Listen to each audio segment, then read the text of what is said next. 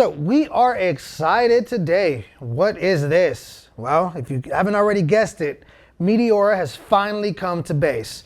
I'm excited. Hope you're excited. Let's go ahead and get this video started.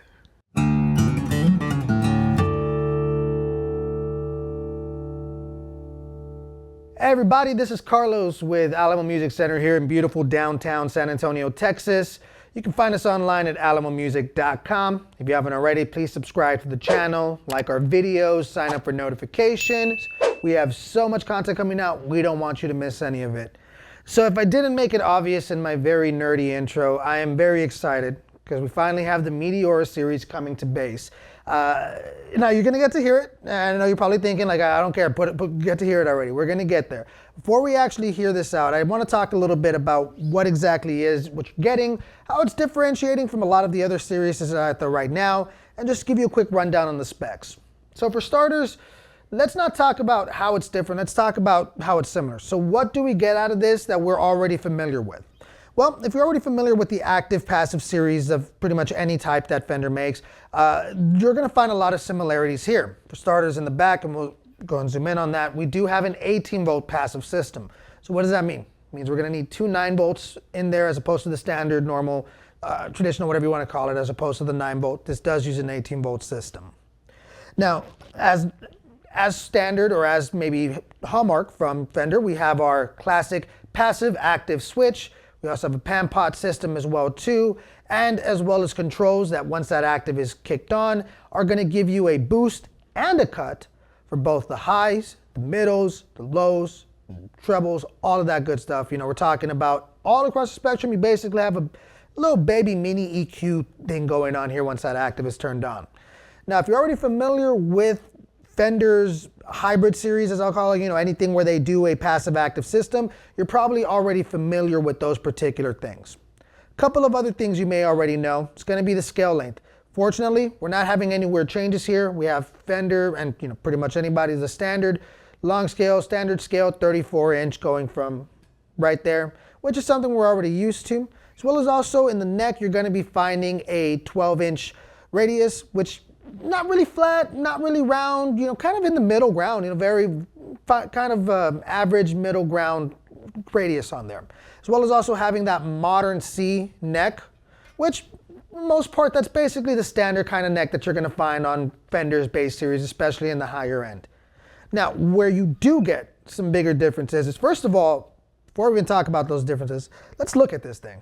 Beautiful. It's got kind of a 60s retro vibe. The color, I'm not sure exactly how it comes off on camera, but it's not just the blue directly. When you get a little closer, you start noticing that there is kind of this sparkle kind of shine to it. It really is just an amazingly gorgeous bass. By the tone alone, and by the design alone, really doesn't look like anything that you've really seen before. It looks like it's something out of the Paranormal series. You know, we don't know which bass it wanted to be. Kind of wanted to be a lot of them at once.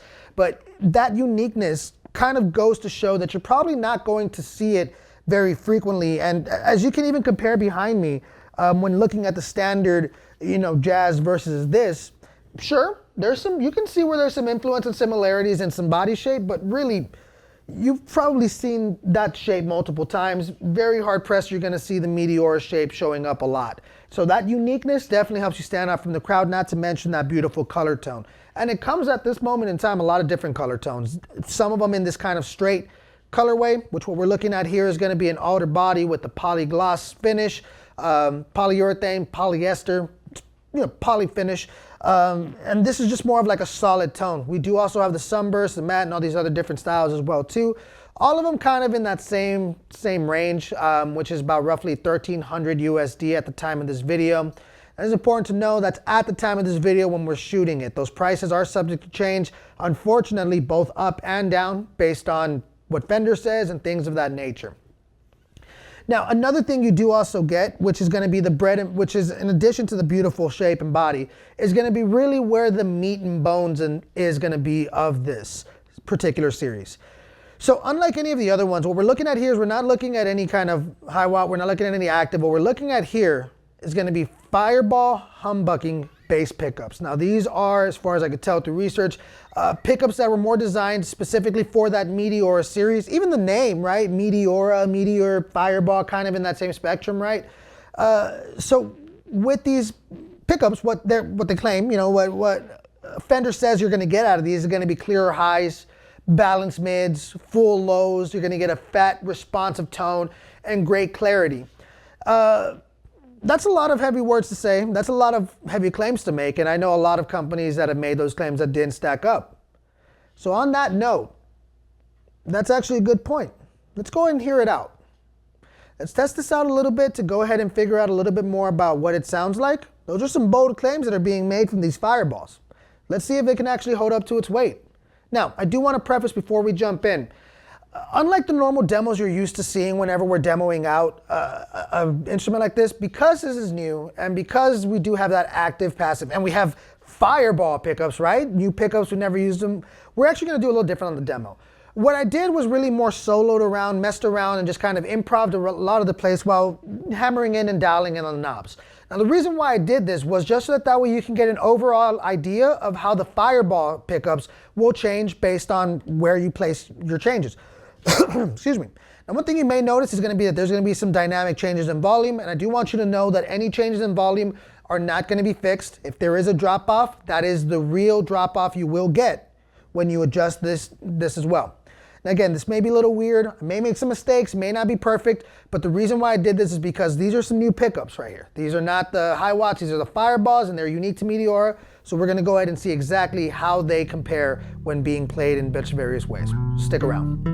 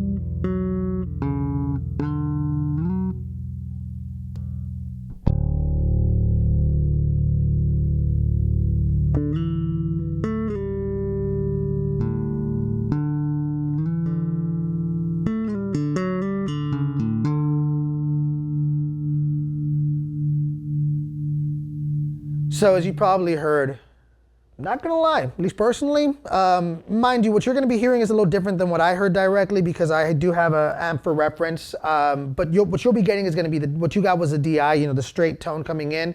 And to be honest, these Fireballs, they got me impressed. When I was playing it, I really did feel like there was a lot of clarity. At one point, I went into a little tapping section, and to be honest, I didn't feel like if I was losing any clarity on the string notes from the tapping to the strumming to slap and all the various things I did. It was actually pretty fairly balanced. Be honest, when it comes to talking about this guitar, this bass, when it comes to talking about this tone, this everything, there really isn't anything negative I can directly say about what I heard. But that's unfortunately not to say there's nothing negative I can say about this instrument. Now, don't get me wrong, I do understand that in general, when you're getting something at this level, if you're buying a bass that's in that $1,300, $1,400 range, maybe more, chances are you're not probably doing it for hobby or for sport. You probably have some sort of professionality to what you're using it for.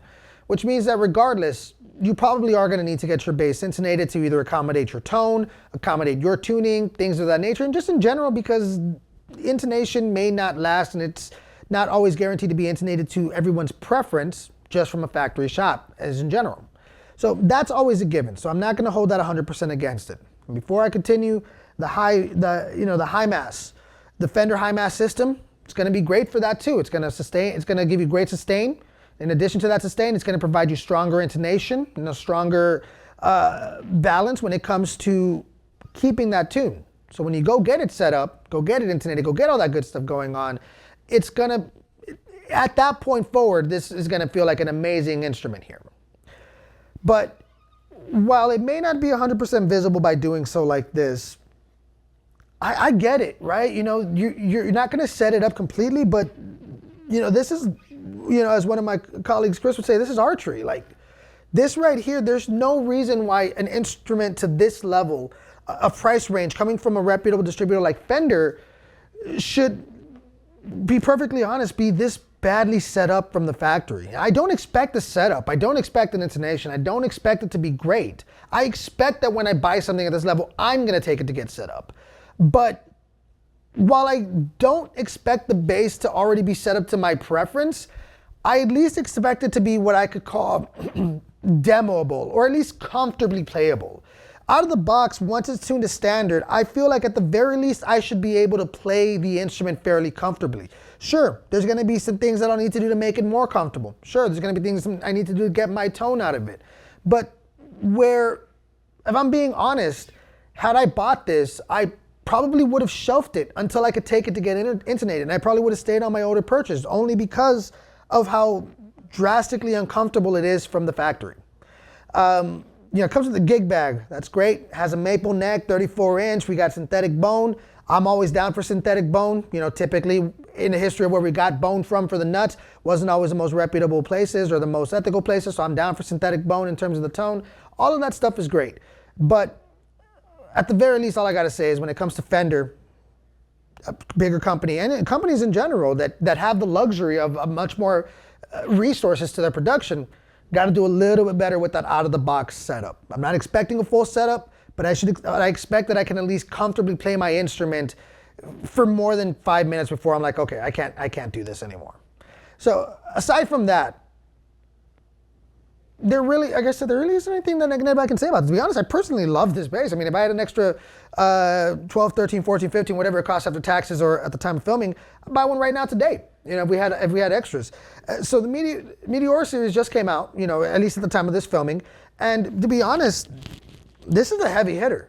This is probably one of the best things that Fender's introduced to the Player Plus series in some time. And honestly, I really don't see that this is going away anytime soon. And even if the body does, these Fireballs definitely have some potential and some groundwork. And to be honest, if this is just the Fireball humbuckers, I can't wait till we get the Fireball 2s, Fireball 3s, and seeing where these pickups are going to evolve to. Because honestly, this humbucking system, it's a winner.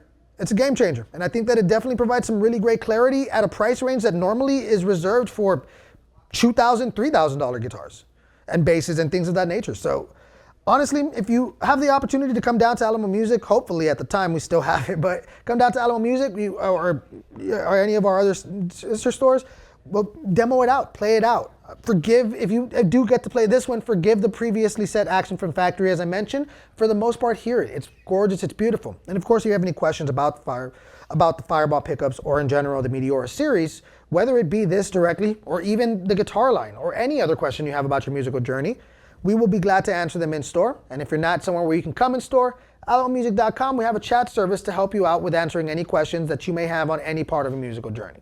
So in conclusion, wrapping it up, telling you how I feel. One word, simply put, love.